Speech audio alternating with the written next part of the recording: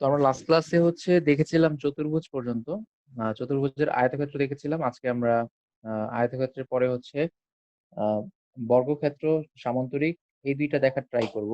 যদি পসিবল হয় আরো বেশি, আর যদি পসিবল না হয় তাহলে বর্গক্ষেত্র আর সামান্তরিক এটা দেখার ট্রাই করব। তো বর্গক্ষেত্রের যে টপিকটা, এটা আহ, এই চতুর্ভুজের সবচেয়ে ইম্পর্টেন্ট টপিক। বর্গক্ষেত্রের টপিকটা হচ্ছে চতুর্ভুজের সবচেয়ে ইম্পর্টেন্ট টপিক। এখান থেকে বেসিক্যালি প্রশ্ন বেশি আসে। বর্গক্ষেত্রের পরে ইম্পর্টেন্ট হচ্ছে আয়তক্ষেত্র, তারপরে আপনার রম্বস। সবচেয়ে ইম্পর্টেন্ট হচ্ছে বর্গ, তারপর হচ্ছে আয়ত, তারপর হচ্ছে রম্বস। তো বর্গক্ষেত্রের কথা বলতে গেলে আমরা বর্গক্ষেত্রের কথা জানি যে এখানে যে চারটা সমকোণ আছে আগের মতোই, আয়তক্ষেত্রের মতোই। পার্থক্য হচ্ছে এখানে সবগুলা বাহু সমান। সবগুলা বাহু পরস্পরের সমান। আর এখানে যেহেতু প্রত্যেকটা বাহু সমান, সেক্ষেত্রে ক্ষেত্রফল বের করা বা অন্যান্য কাজগুলো করা খুব ইজি হয়ে যায়। তো এই বর্গক্ষেত্রের যে বৈশিষ্ট্য আছে সেখানে আমরা প্রথমে দেখলাম চারটা বাহু পরস্পরের সমান। এটা হচ্ছে 1 নম্বর। আর 2 নম্বর প্রত্যেকটা কোণ সমকোণ। এরপর এখানের যে কর্ণদ্বয় আছে, কর্ণদ্বয় পরস্পরের সমান। এটা আয়তক্ষেত্রের ক্ষেত্রে আমরা পড়েছিলাম যে আয়তক্ষেত্রে কর্ণদ্বয় পরস্পরের সমান, বর্গক্ষেত্রে কর্ণদ্বয় পরস্পরের সমান।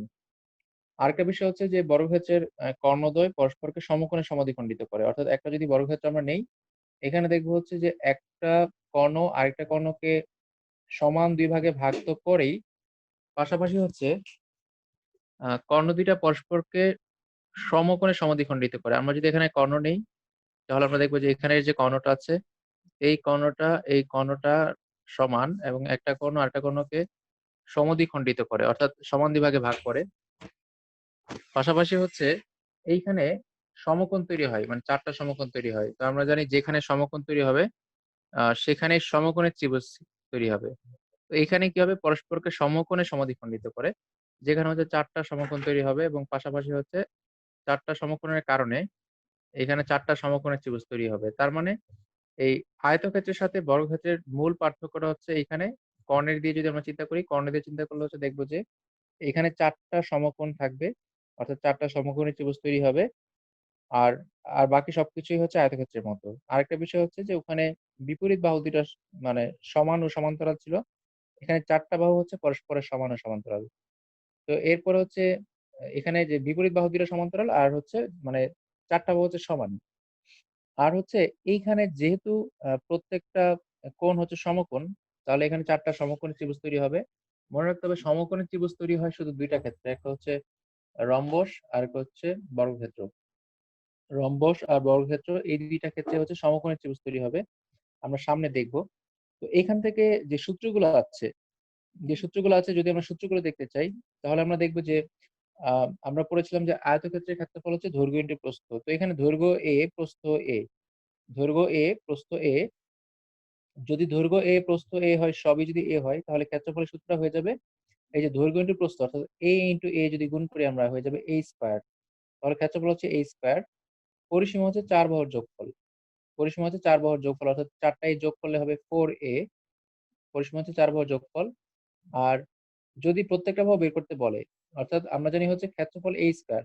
তো এখান থেকে যদি প্রত্যেকটা বাহু বের করি, তো প্রত্যেকটা বাহু যদি আমরা ক্ষেত্রফলকে রুট ওভার করি, তাহলে এখানে a এর মান পেয়ে যাবো আমরা।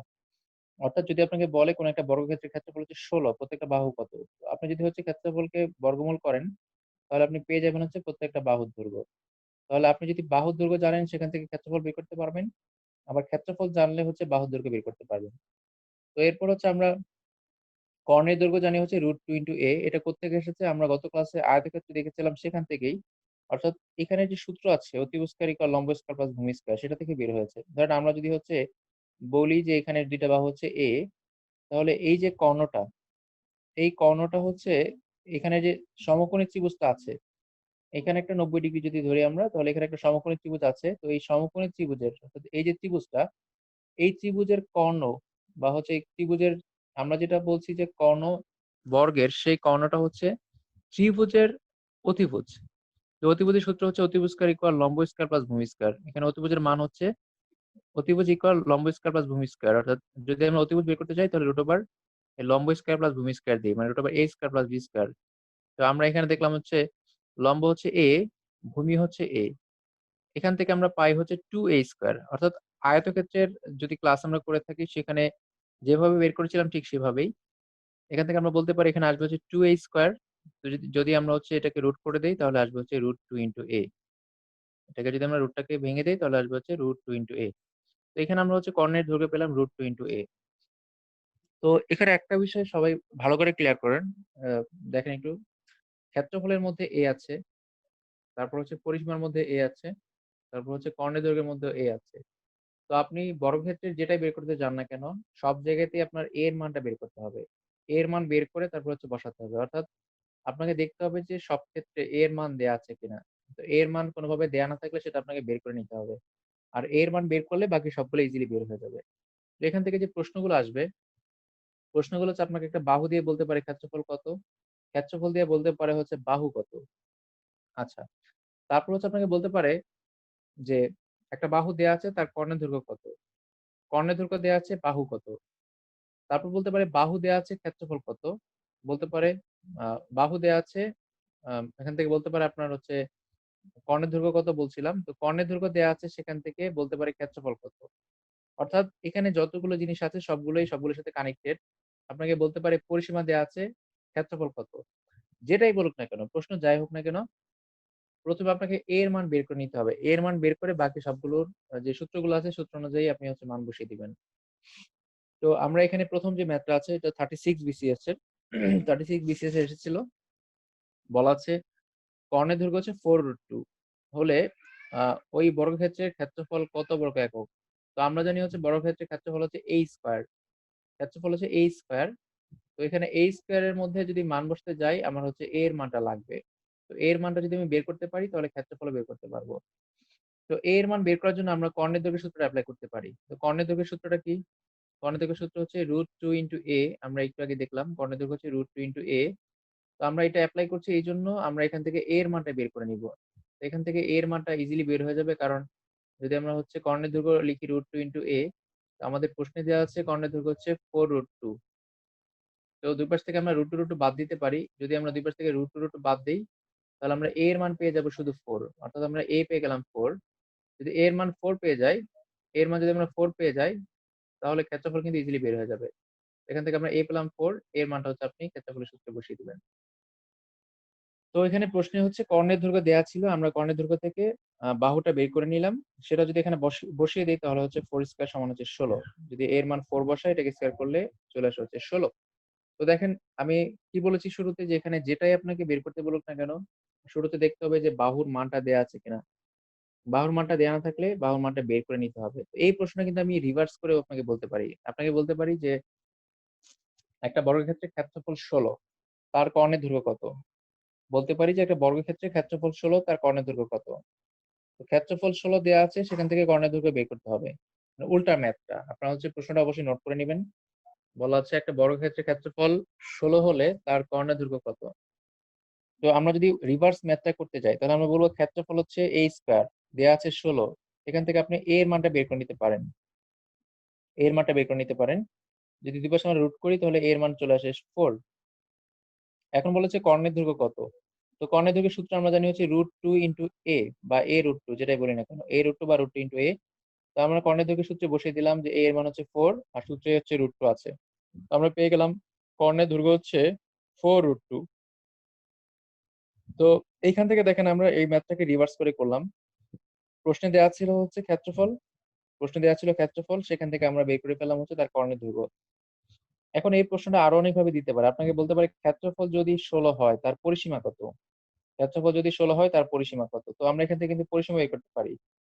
অর্থাৎ এখানে ক্ষেত্রফল দেয়া আছে 16। এখান থেকে আমরা যদি হচ্ছে a এর মান বের করে নেই তাহলে পরিসীমা কি হবে? 4 বাহুর যোগফল। তো একটা বাহু যদি a হয় পরিসীমা হচ্ছে 4a। পরিসীমা হয়ে যাবে 4 4 16। অর্থাৎ ক্ষেত্রফল যদি 16 হয় পরিসীমাও 16। তো এরকম করে আপনার এখান থেকে যেকোনো ম্যাথ আসতে পারে। তো এই যে নিয়মগুলো বললাম এই নিয়মগুলো হচ্ছে ইম্পোর্টেন্ট। ঠিক আছে? এর বাইরে বেসিক থেকে কিছু ম্যাথ হতে পারে। যেমন হচ্ছে আপনার এখানে আমরা একটা প্রশ্ন দেখতে পাচ্ছি, বলা আছে বর্গক্ষেত্রের পরিসীমা তার কর্ণের দৈর্ঘ্যের কত গুণ? বর্গক্ষেত্রের পরিসীমা তার কর্ণের দৈর্ঘ্যের কত গুণ? তো কর্ণের দৈর্ঘ্য হচ্ছে পরিসীমাটা কর্ণের দৈর্ঘ্যের কত গুণ সেটা হচ্ছে বের করতে হবে। তো আমরা কত গুণ বের করার জন্য হচ্ছে ভাগ করি। মানে আমি যদি বলি আমার কাছে ৳৫ আছে, আপনার কাছে ৳10 আছে, কত গুণ বেশি? তো আমরা হচ্ছে বড় সংখ্যাটাকে ছোটটা দিয়ে ভাগ করে কত গুণ আছে এটা বের করি। যেমন আপনার কাছে ৳10 আছে, আমার কাছে ৳5। ১০ কে ৫ দিয়ে ভাগ করলে আসে ২, অর্থাৎ ২ গুণ বেশি আছে। তো এখানে বলেছে পরিসীমা কর্ণের দৈর্ঘ্যের কত গুণ? মানে পরিসীমাটা বড়। তো পরিসীমার সূত্র আমরা জানি হচ্ছে 4 a। এখন বের করতে হবে যে কর্ণের দৈর্ঘ্যটা কি? তো কর্ণের দৈর্ঘ্যের সূত্র আমরা জানি হচ্ছে √2 a বা a√2। তো এই √2 a যদি আমরা এখানে বসাই, বসানোর পরে আমরা এখান থেকে হচ্ছে বের করতে পারি যে বর্গক্ষেত্রের পরিসীমা কর্ণের দৈর্ঘ্যের কত গুণ। এটা আমরা এখান থেকে বের করতে পারলে এইটাই হয়তো সবসময় সেম মানই আসবে। আসলো 4/√2। তো এইটাকে আমরা হচ্ছে একটু ভেঙে টেঙে প্রকাশ করি। আমরা যদি 4 টাকে ভেঙে লিখি তাহলে আমরা লিখতে পারি 2 তাই তো?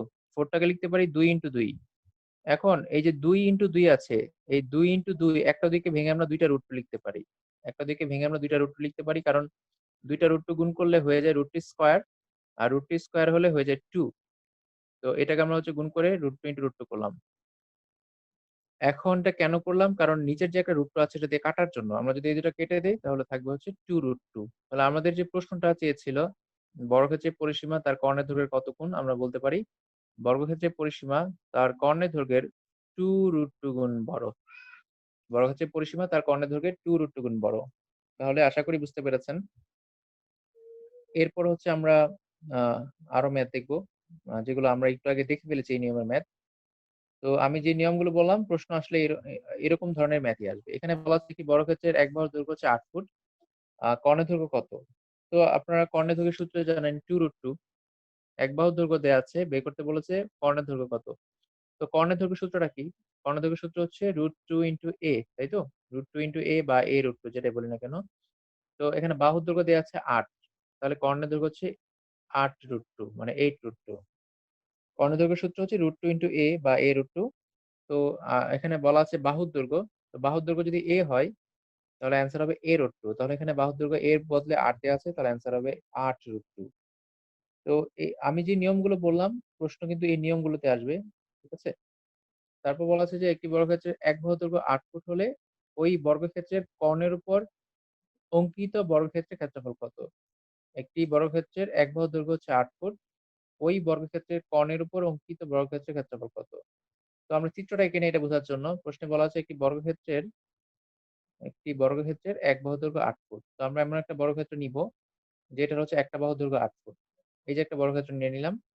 তো এই বর্গক্ষেত্রে যে কর্ণ আছে, কর্ণের কথা বলা আছে হচ্ছে এখানের আ একটা বাহুর দৈর্ঘ্য হচ্ছে ৮ ফুট বলা আছে। আর কর্ণের উপর অঙ্কিত বর্গক্ষেত্রের ক্ষেত্রফল বের করতে হবে। মনে করেন ধরেন এখানে একটা কর্ণ আছে। তো কর্ণের উপর একটা বর্গক্ষেত্র আছে। মনে করেন এখানে একটা কর্ণ আছে। আচ্ছা, এটা আমরা অন্যভাবে ট্রাই করি।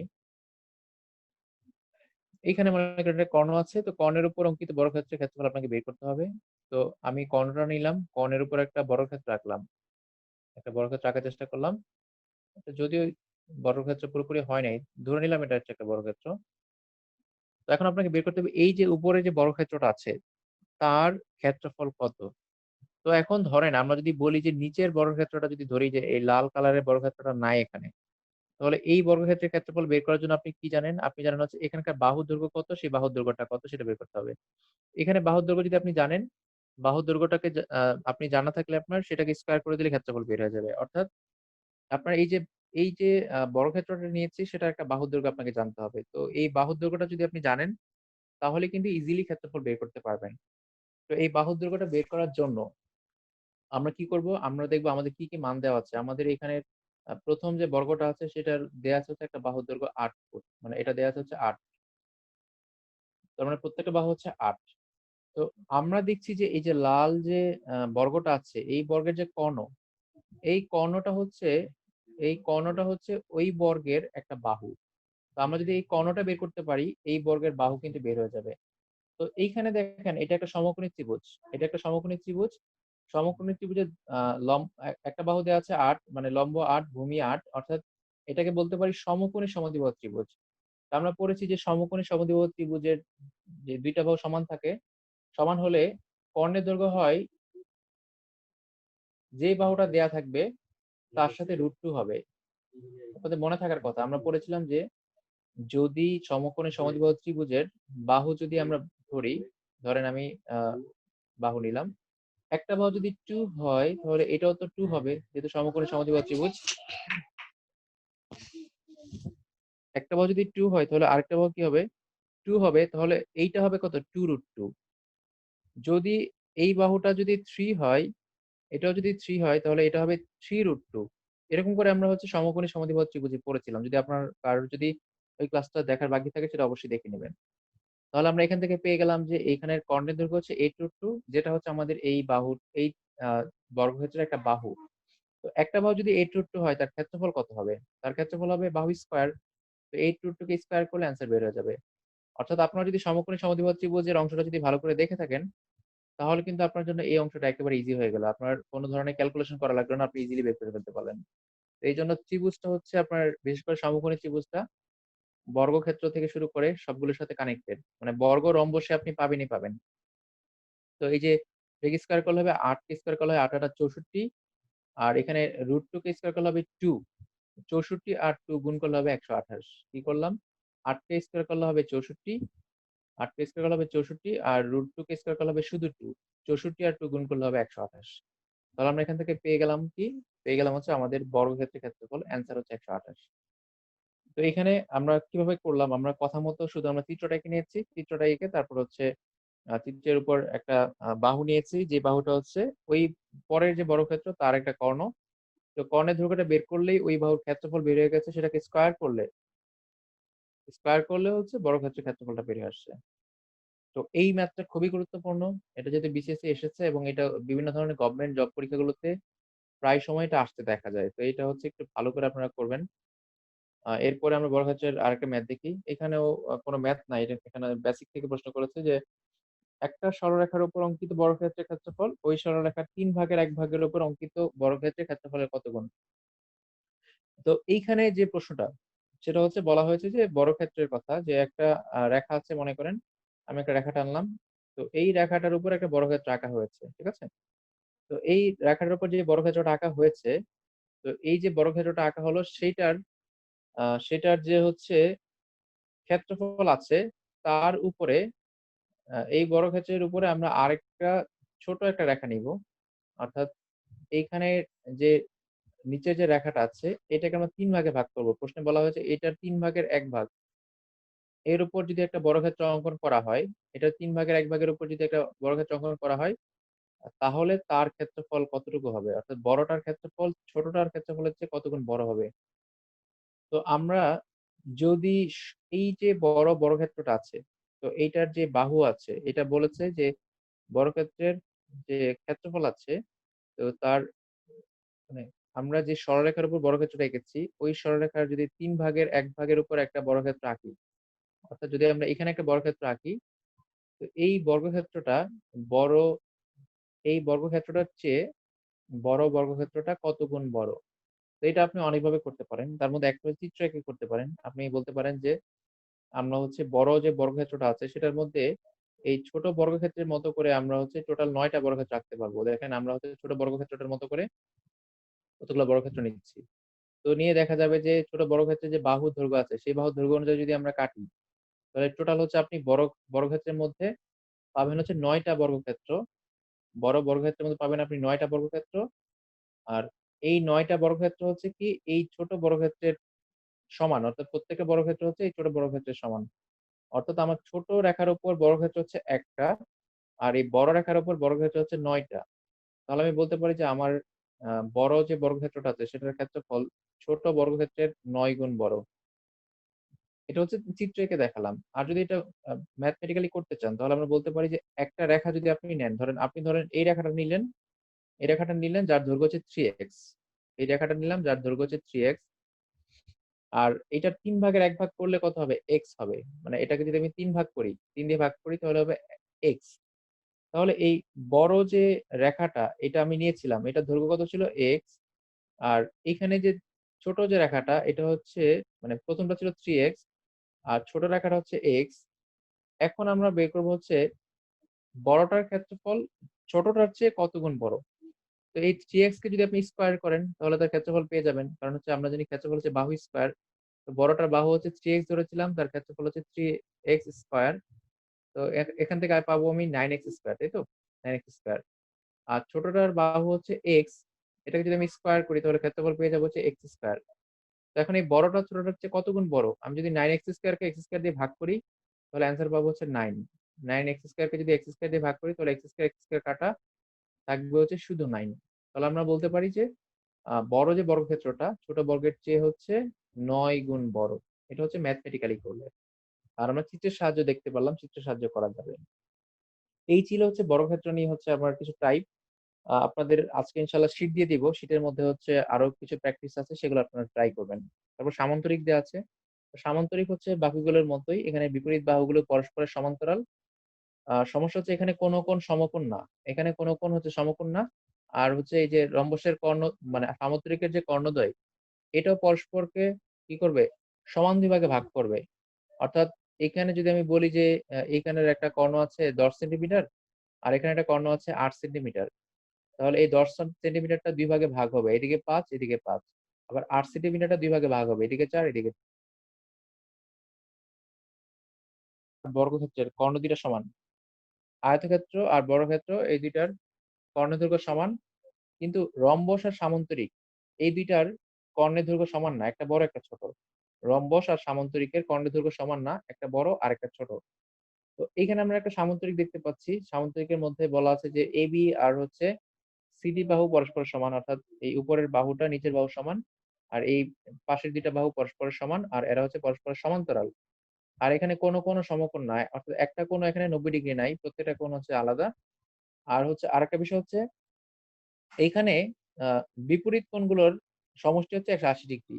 অর্থাৎ আমরা তো জানি যে সামান্ত বর্গ আর হচ্ছে আয়তক্ষেত্র এগুলার বিপরীত কোণ তো ৯০, ৯০, ১৮০।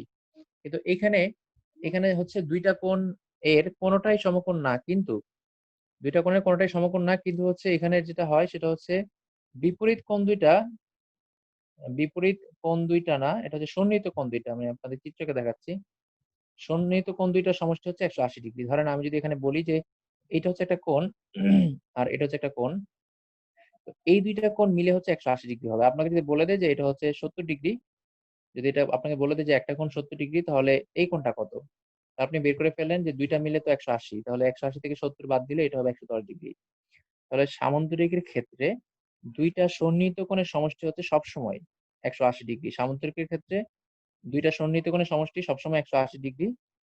আর এখানে হচ্ছে বিপরীত কোণ ২ টা পরস্পরের সমান। অর্থাৎ এইখানের এটা যদি ৭০ ডিগ্রি হয়, এটাও কি হবে? ৭০ ডিগ্রি হবে। এটা অন্যান্য যে চতুর্ভুজ আছে সেগুলোর মতোই বিপরীত কোণগুলো পরস্পরের সমান। আর পাশাপাশি ২ টা কোণের যোগফল হচ্ছে ১৮০।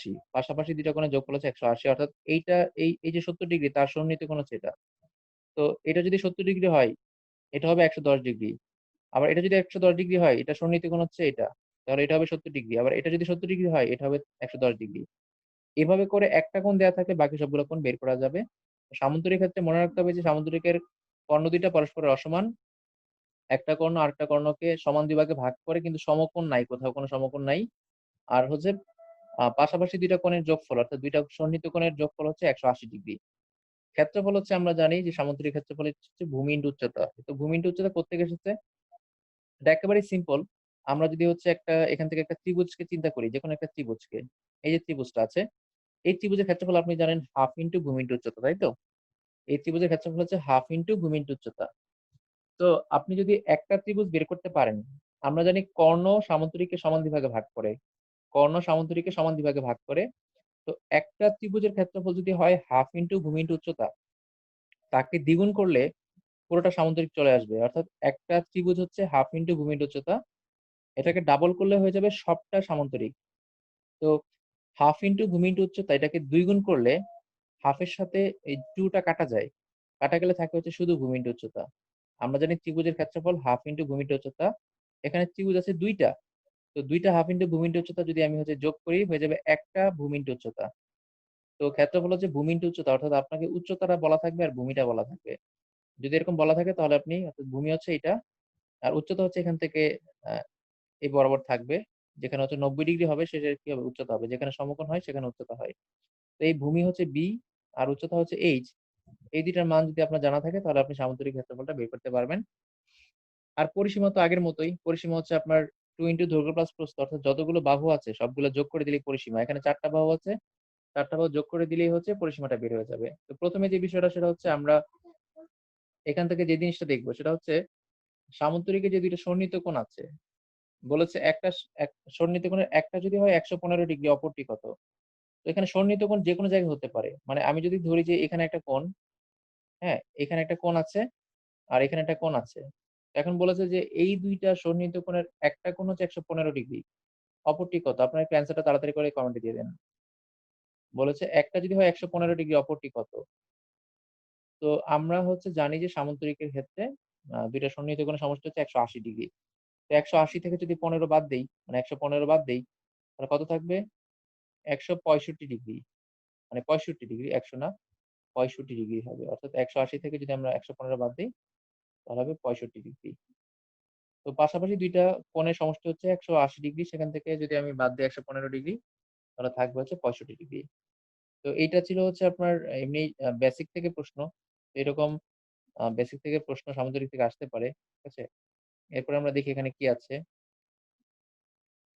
এখানেও সেইম একটা প্রশ্ন দেয়া আছে। এখানে আপনাকে কি করতে হবে? এখানের এটা দিয়ে চিত্র আঁকতে হবে। বলা আছে যে একটা সামান্তরিক দেয়া আছে ABCD।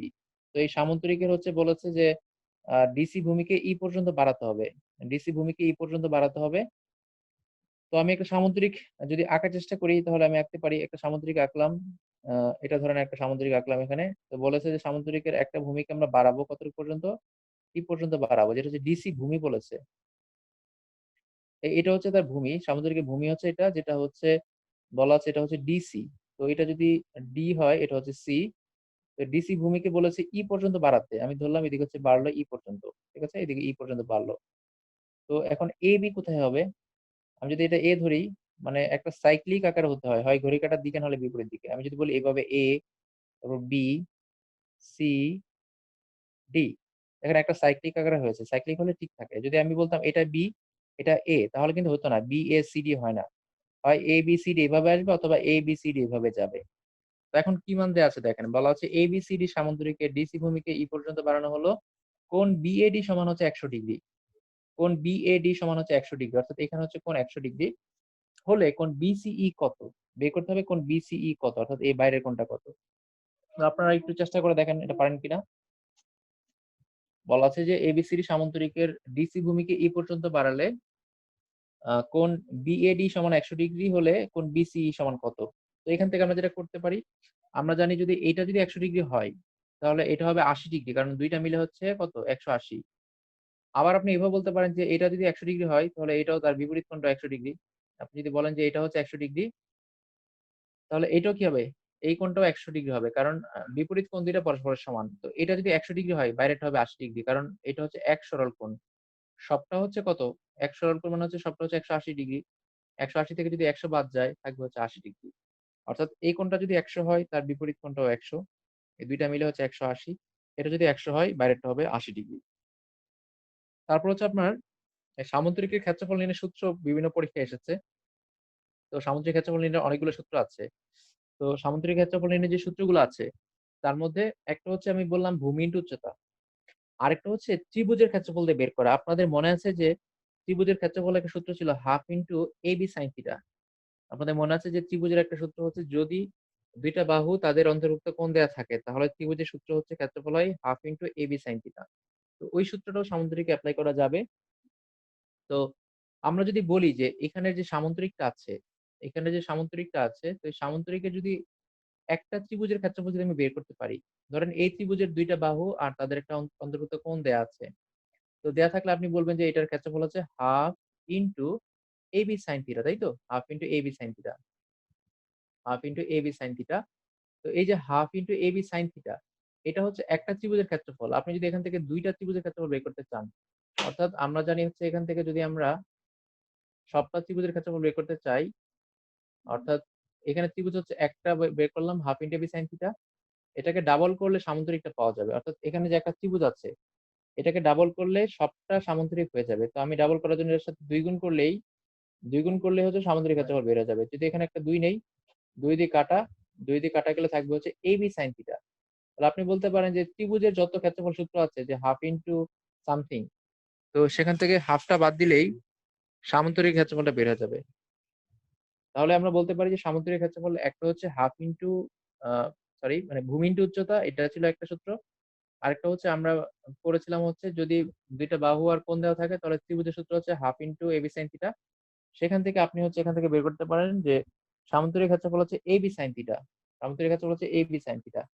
তো এখান থেকে দেখেন প্রশ্নটা কিভাবে আমরা বলতে পারি যে সামান্তরিকের ২ টা সন্নিহিত বাহুর দৈর্ঘ্য যদি এ আর বি হয়, তাদের মধ্যবর্তী কোণ যদি হয় থিটা, তাহলে তার ক্ষেত্রফল হবে এবি sin থিটা। কি হবে?